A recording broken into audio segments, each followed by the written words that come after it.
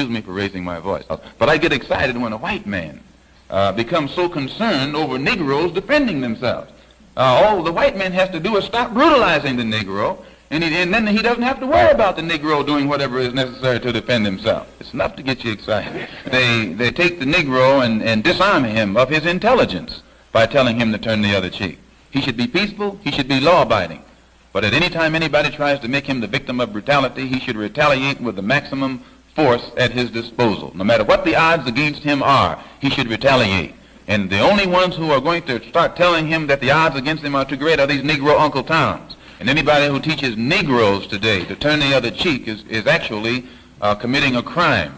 Anyone who teaches Negroes to love those who hate him is actually making the Negro go contrary to the law of nature and making the Negro go contrary to his own intelligence. Oh, I'm sorry. You want to use my tax dollars to put up a statue of Charlie Kirk in Washington, D.C. and then to bury him beneath the Capitol? Fly. You want to use my tax dollars to put that piece of shit who is not a good human being. You want to make me pay for that statue? Meanwhile, you happen to get the $200 billion that you needed to chop down the east wing of my fucking White House and to build Donnie Diddle's kids a goddamn fucking dance floor so we can YMCA with the ghost of Jeffrey fucking Epstein?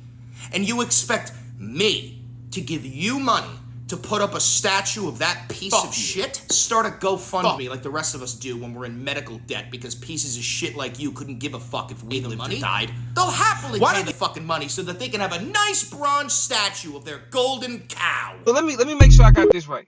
Conservatives want to lecture liberals about tone and respectability and decency in the aftermath of the assassination of Charlie Kirk. The same conservatives who downplayed tragedy after tragedy when the victims were black, brown, queer, or simply Democrats. Let's get into it. When George Floyd was murdered, Republicans did not mourn. Marjorie Taylor Greene called Democrats worshipers of a convicted felon. Marjorie Taylor Greene didn't care about that man's family. After George Floyd's death, Texas GOP officials circulated memes calling it a hoax. People like Charlie Kirk literally blamed this man for his own death, even though we watched him get choked out. Blamed it on fentanyl. You had people like Candace Owens making entire documentaries ridiculing this man dying. And y'all want to talk about Arizona councilman literally mocked Eric Garner's dying words at an anti-mask rally, wearing a mask, talking about "I can't breathe." Republicans literally mocked this man's dying words, and y'all want to talk about decency? Y'all doing all this tone policing now, but where was y'all when Fox News aired a chart aligning stock market gains with the killings of black men, specifically George Floyd and Michael Brown?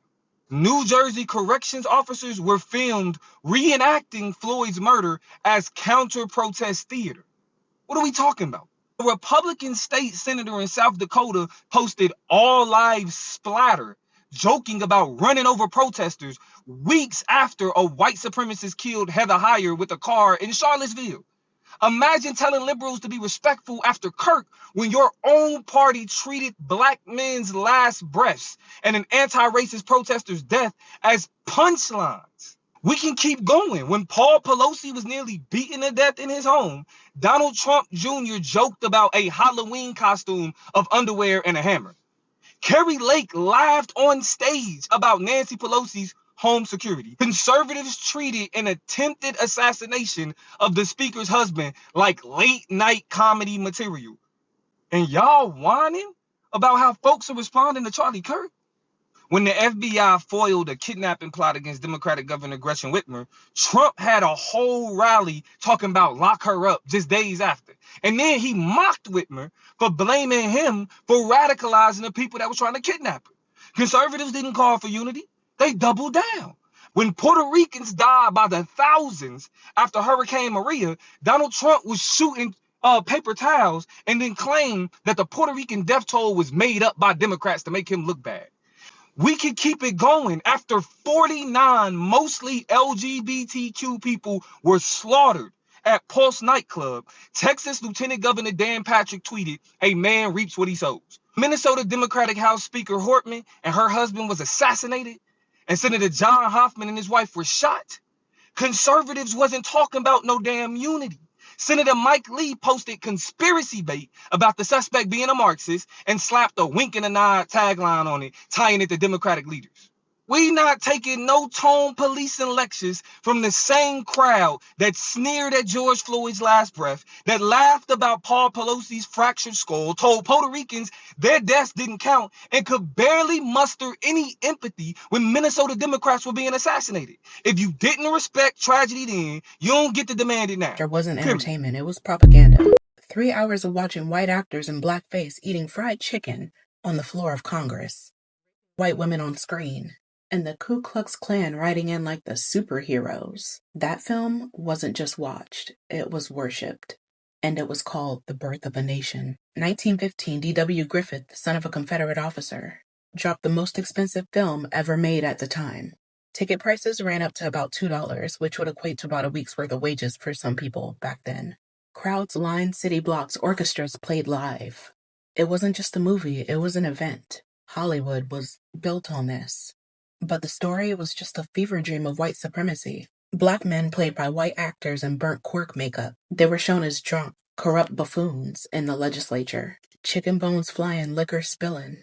The disrespect was strong, because that's how they wanted to see black leadership, as a national joke. And every frame drove the same message. Black men as predators, hunting fragile white women. White girls hurling themselves to their deaths rather than being touched. In the Klan, they were filmed in a glowing heroic light. Hooded riders framed as the only salvation. And people ate it up. Theaters cheered. Critics called it a masterpiece. This wasn't hidden racism. This was racism with a red carpet. And the cherry on top is that President Woodrow Wilson screened it at the White House. The President of the United States gave this filth his stamp of approval. I mean, at this point, his administration had already resegregated federal offices. This movie just gave him cultural cover. And what came next, right?